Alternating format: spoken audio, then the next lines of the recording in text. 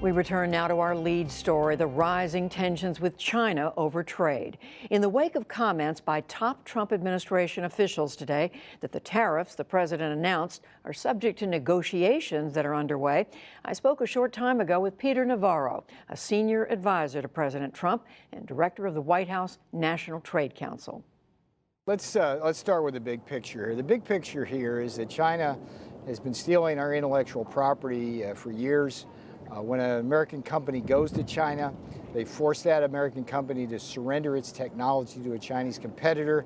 A Chinese competitor winds up beating the American company, not just in the Chinese market, but around the world, and that's an unsustainable situation that President Trump has decided to crack down on. We have a program to do that. It's not just that China cheats and steals our intellectual property.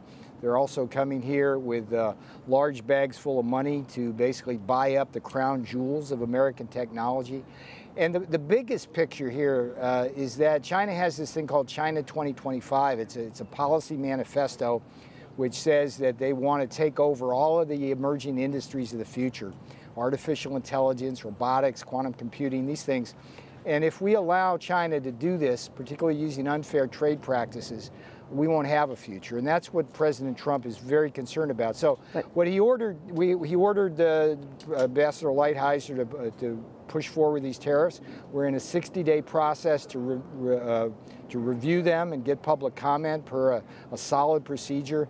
And the expectation is at the end of 60 days there will be tariffs imposed based on that public comment. But in the process of, in effect, punishing China for what you're saying that they've done, you end up with these tariffs, tit-for-tat tariffs, that people say looks like a trade war. So let's be clear, we're not trying to punish China. China is a superpower, it's a sovereign nation.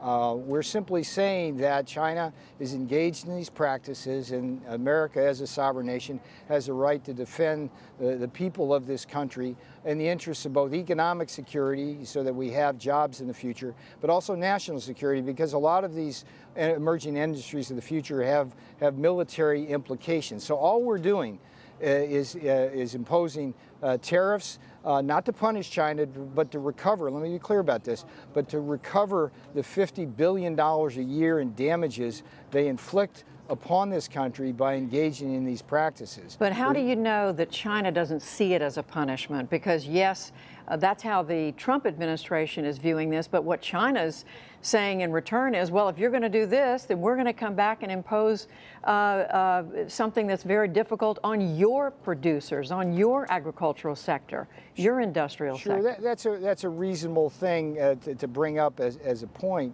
But let's be clear about several things. I mean, first of all, China denies it's engaging in these practices, which is, I mean, everybody knows they do it. So that's basically a lie to the American people and the world.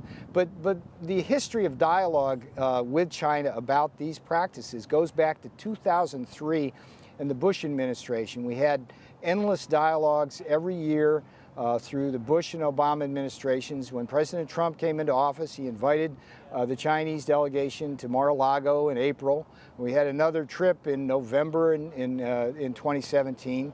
And China simply has not responded to our call to basically trade fairly. So what is the administration message to, for example, the farmer, the soybean farmer or the hog farmer in the state of Iowa, who I'm reading stories today are looking, there's one quote of man representing the Iowa Soybean Association said, all this poses an immediate and grave threat to our industry and to all of Iowa agriculture. So Sonny Perdue, great man, Secretary of Agriculture, has spoken out in strong support of the president's programs, and we are trying to put in place measures which will have the backs of our farmers and our ranchers and everybody else in this country. But let's keep in mind the bigger picture here.